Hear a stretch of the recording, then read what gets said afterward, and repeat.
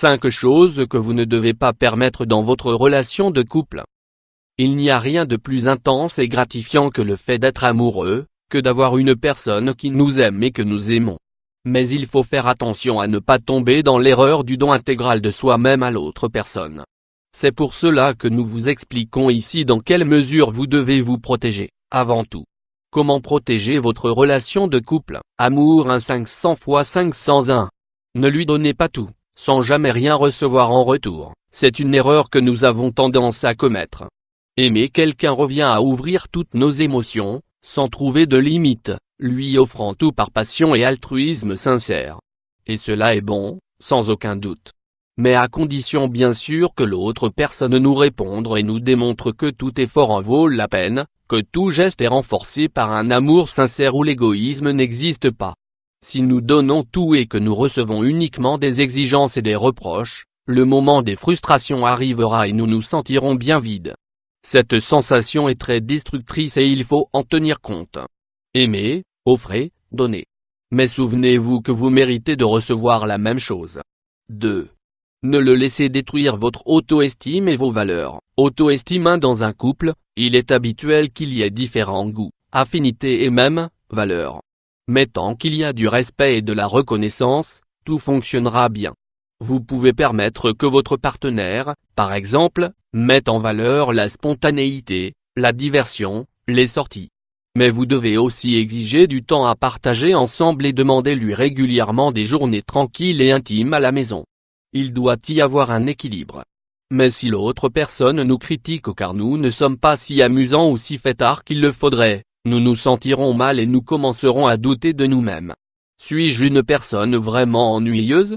Suis-je une personne avec laquelle il ne peut être heureux? Ce type de questions peuvent faire beaucoup de mal à notre auto-estime. Nous devons nous respecter et nous mettre en valeur. C'est essentiel.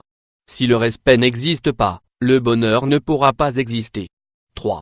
Ne vous faites pas envahir ou ne laissez pas détruire votre espace personnel. Nous avons tous des affinités, des amis, des passions.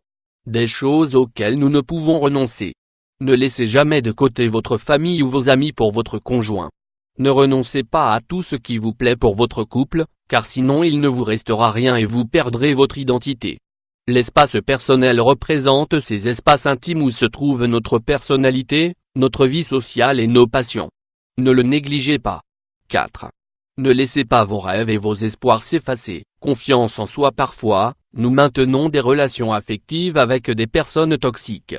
Des personnes qui nous coupent les ailes et qui nous disent, jour après jour, que nous ne sommes pas capables de telle ou telle chose.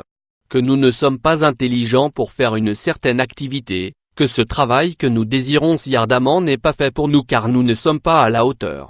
Des personnalités qui, jour après jour démontent nos aspirations, en faisant de notre personnalité une caricature dans laquelle il ne reste ni brio ni énergie. Ne permettez pas cela. 5. Ne permettez pas que l'on vous convertisse en une personne malheureuse, c'est le plus important. Quand vous vous levez le matin, demandez-vous si vous êtes heureux. Demandez-vous si la personne qui se trouve à vos côtés est celle avec qui vous voulez vieillir, celle qui accompagnera votre maturité et qui vivra près de vous en harmonie et tranquillité.